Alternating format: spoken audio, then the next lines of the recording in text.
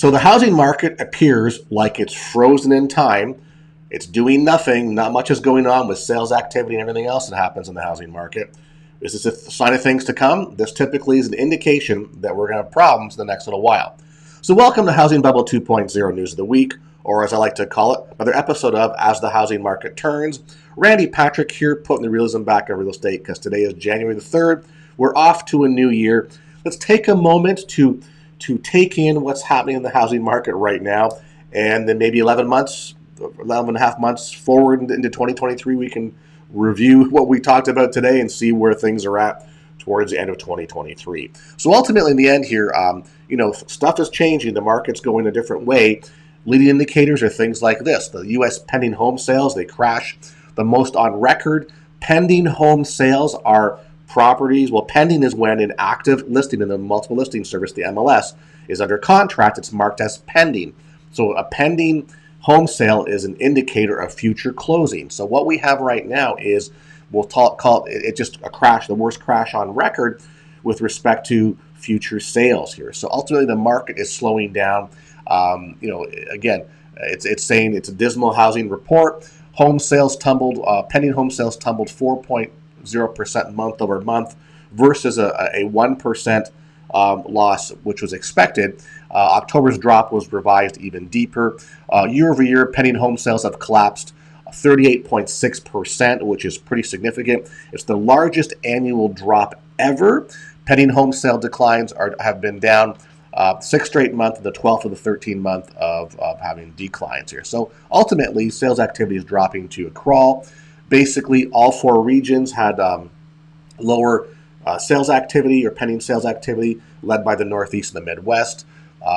Basically, you're saying here, pending home sales are often looked to as a leading indicator of existing home purchases, given properties go under contract and typically close out a month or two afterwards. So yeah, that's what I mentioned. So as it says here, this is the biggest drop, just save the COVID pandemic drop. All right. So ultimately, and it's pretty darn close to that record there. So big time lack of potential sales going to happen in the future. This is kind of funny here. This article came out and it said the second housing bubble of the 21st century is over. So we're only 23 years into the 21st century, and we've already had 2 giant international housing bubbles. It makes one doubt that we are getting any smarter with the experience. I would hesitate to say yes. I agree with that for sure. Now in late 2022, the mortgage interest rate's higher, housing bubbles are deflating, house prices are dropping on a nationwide basis in both the U.S. and Canada. Here we go again into another house price fizzle following another house price boom. So yep, internationally it's all hurting, even in Canada, who actually has a worse housing bubble than we do, believe it or not.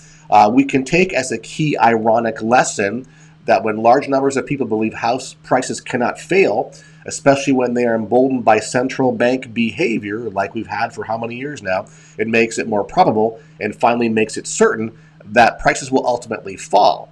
So when we do, we are shocked. So remember, part of bubble theory is FOMO, fear of missing out. So you keep wanting to buy and pushing that envelope, and nobody contemplates that things could change the other direction. Well, they're doing that. So we're kind of at that inflection point now where, as I mentioned, the market's freezing, right? So nothing's going on here. And, that's what's causing some problems, because it's like, what do we do? Where do we go? What's going to happen? We all sort of really know what's going to happen in the future, but there are those who still will deny it or still push out or figure out it's not going to happen or not to the impact where people are saying. So, of course, nobody, including the Federal Reserve and the Bank of Canada, knows just where house prices will go, but we can all guess.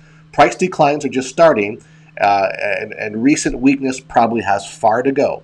In any case, the second great housing bubble of the still young century is over, and a new phase has begun. So the bubble has burst. We are in correction mode right now. After correction, typically comes the crash and crisis before we have the recovery. So that's what we're at right now.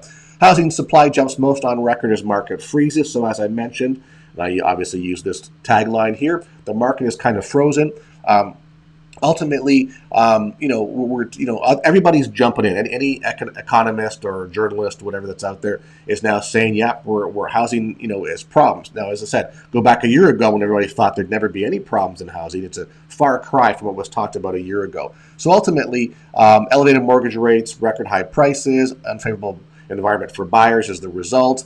According to Redfin, we have seen homes linger on the market as buyers take their time, and the supply of homes for sale posted a record year-over-year increase this week as homes linger on the market. Basically, number of homes for sale rose 18% from a year earlier during the 4 weeks of December 25th. Part of the reason being is that we are getting more inventory coming on the market, more new listings, but the current number of listings are actually staying on longer, which is contributing to the overall increase in homes for sale. So typical home was on the market for 40 days before going under contract, as opposed to the shortest time, which was 18 days set in May. That was a record for lowest amount of days before going under contract. So ultimately, we're seeing a little bit of market coming on, but some still lingering, which is causing the slight increase in our volume of homes for sale. Home prices fell from a year earlier in 17 of the 50 most populated areas in the U.S. Basically, prices fell in San Francisco 9%, San Jose, LA. So obviously, West Coast locations are taking a hit.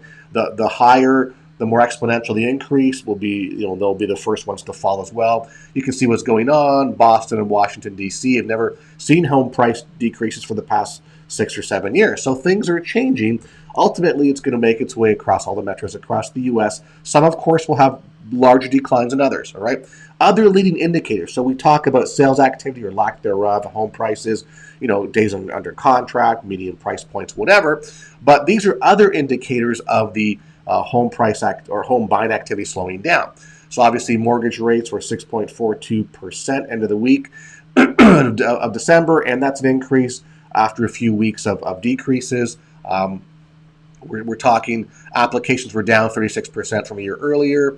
The home buyer demand index was only up slightly, but down 20% from a year earlier. Google searches for homes for sale were on par from the previous month, but down from 38% from a year earlier.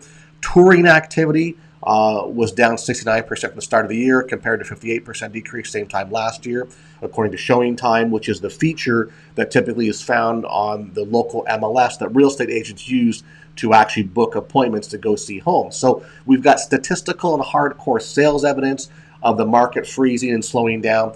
Now we have these other, they're not huge indicators, but they're all contributing indicators. They're like, hey, everything is slowing down from sales to even looking for properties.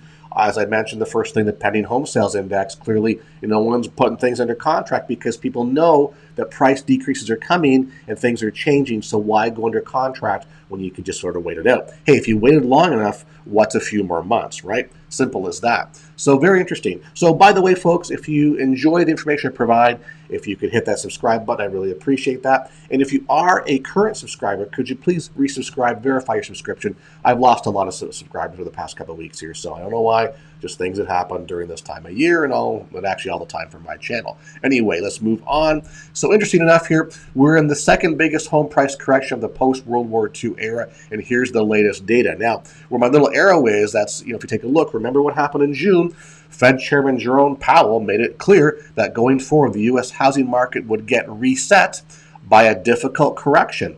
So guess what?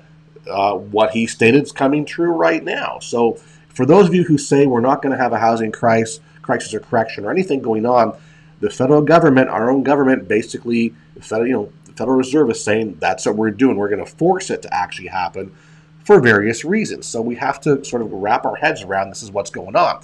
That difficult housing correction has already seen the U.S. housing market flip from inflation mode to deflation mode. 124 consecutive months from the top of the from February 2022, which is the trough, to the pandemic housing boom in June. Basically, now we're in a new streak, 4 consecutive months of U.S. home price declines, according to Case-Shiller. So Moody's Analytics chief Mark Zandi expects home sales to bottom out here pretty soon. However, he foresees it'll take until at least 2024 before home prices bottom out. Housing demand is close to a trough. Housing supply, which is starts and completions, have yet to hit bottom, and house prices have a way to go before reaching, where it's going to end up. So ultimately, in the end, here the demand, we have a crash in demand, and what typically happens after that is we have a crash in values that'll catch up. and things will just get reset. So again, housing is cyclical. Shift in home prices since their respective peak in 2022. So if we have a peak in mid-2022, which is last year, and here we are 6-7 months afterwards, you can see what's going on. So clearly, we've got a 1% to negative 10% based on the lighter to darker shading of the sort of red color here. Obviously, West Coast a little more darker than stuff on the East Coast, but the point being, it started and it will catch up as time goes on. And again, you go to the pending home sales. Those are leading indicators of lack of sales, which means if you want to sell, you're going to have to reduce your price point or take your home off the market and wait to see what happens in the future. That's what has to happen here. Now, interesting enough here, and I've mentioned this before, a lot of the real estate investment trusts, REITs, institutional investors, hedge funds, whatever, large, huge buyers, slashing buying levels. So this one group, it's called Yield Street, slashes buying levels by 90% as it waits a sharper home price correction. Simple as that. That's what these guys do. So ongoing housing market downturn has seen everyone from mom and pop investors to Blackstone-owned Home Partners of America pull back on the acquisition of more homes. Simple as that. Nobody wants to buy at the peak of the market. Nobody wants to catch a falling knife, right? So ultimately, in the end, these guys who only have 600 homes, which is pretty good, but nothing like the major hedge funds, they're saying that they've reduced their home buying efforts by 90% in the face of falling home prices. We're pretty much on pause across all home buying strategies. So why this is important? And again, I like to talk about indicators and signs and data. Well, this is a major indicator. It's not really one that you would see readily in statistical numbers that you could verify. But when all these groups that are buyers and they're investors, right? So they're not emotional when they purchase. They're not looking for the primary residence or their dream home or a first-time home buyer. They're buying on rate of return. Okay, they've got money in the bank.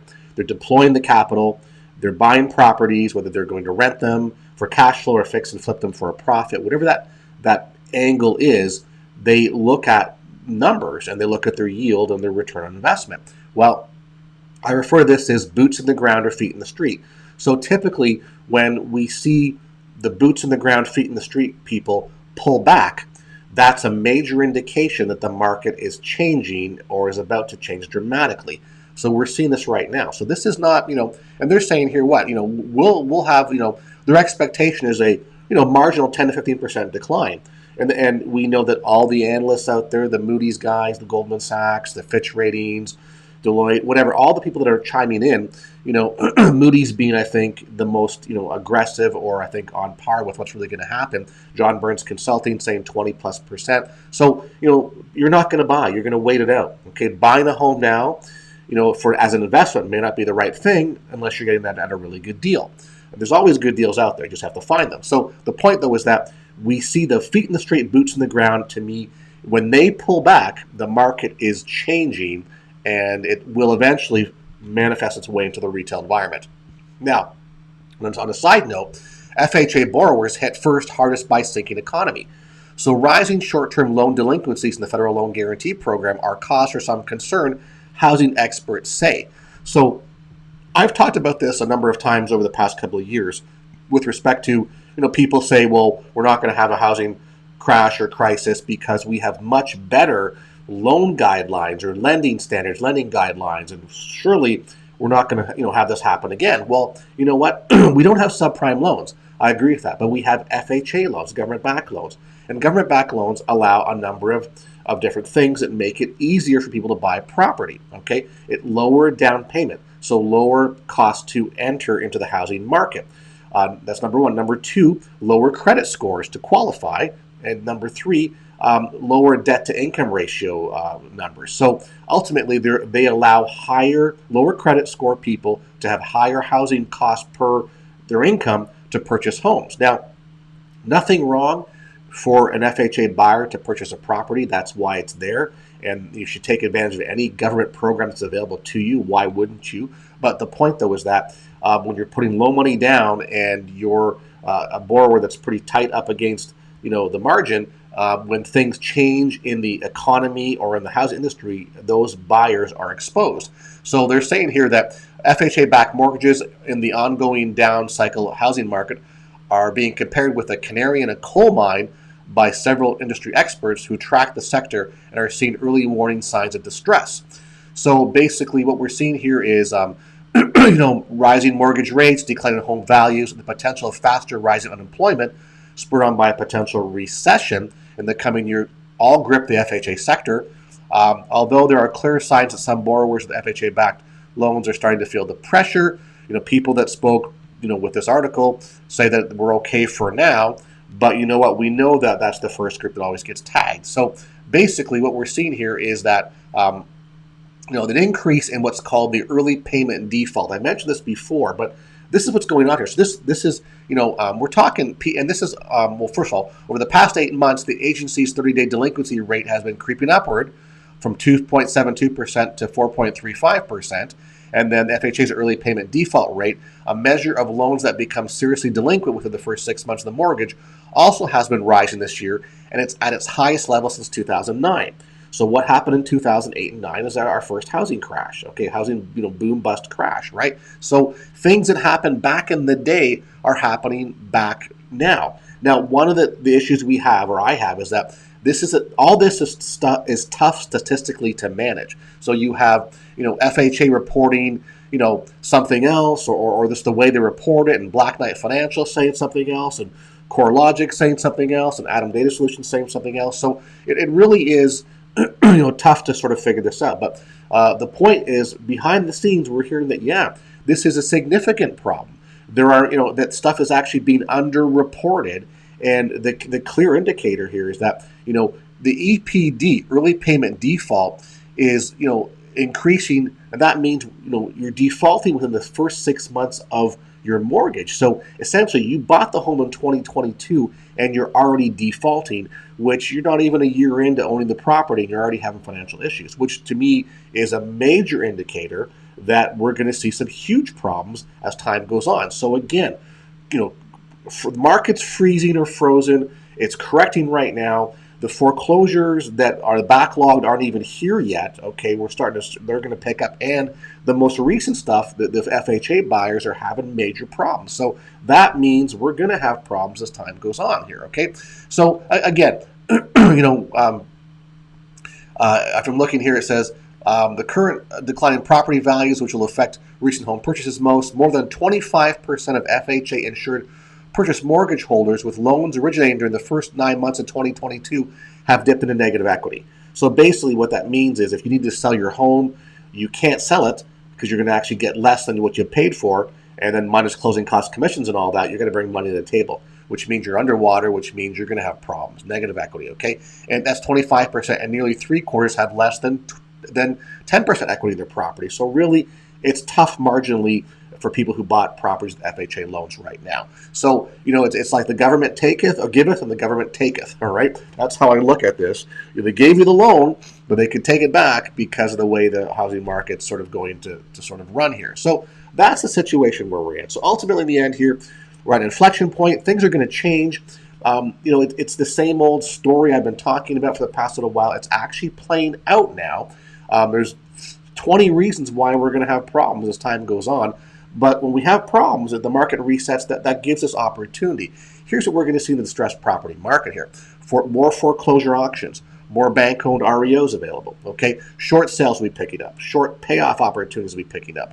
Subject to the mortgage. That's the way you can pick up the property subject to an existing mortgage. It's not an assumption. There's ways to do that. You're going to see more homeowner associations and condo association foreclosures going on because that's going to have problems. Much more probate estate foreclosures going on. And as a result of all these things, there's what we call foreclosure surplus or overage, which are other opportunities to earn income for people who actually get foreclosed on, and the auction price is more than what's owed on the property. That's a whole other thing we can talk about in the future. But the point is that we're right now at the opportunity where it's going to start. Get on board with what's happening in the marketplace. You can't deny it anymore. You want to find out what's actually happening in the marketplace in your backyard, go to gethousingdata.com. That's gethousingdata.com. It's my affiliate link with foreclosure.com. You can check out very inexpensively what's going on. Foreclosures, short sales, shadow inventory, rent to own, tax liens, the whole bit, fixer-uppers, whatever's going on in your market will manifest and it'll be listed. You can see what's the exact properties that have these problems in your backyard. So please go to gethousingdata.com and sign up for that. Now, obviously, I got stuff happening here I've talked about for a while. Don't hesitate, guys. This is the time. This is going to be the year when the foreclosures pick up and the market's going to change. We're going to have 2 to 3, 4 years of this going forward. Get prepared now for what's going to happen from either a primary mortgage, a primary home, investment home, fix it, flip, whatever you want to do. All these opportunities are going to be here. We've been doing this for a while now. We're picking up foreclosures or foreclosure deals and short sales on an increased level right now, and we're not even at the tip of the iceberg. That's why get involved. Reach out to me if you want. There's my information, all right? So once again, everybody, let's wish everyone a happy new year and lots of success in the housing industry as time goes on. If you want more information, please send me an email. Thank you once again for the views, likes, and comments. Please share the video with your family and friends. If you're not a subscriber, please subscribe. Look forward to speaking with you in a couple of days.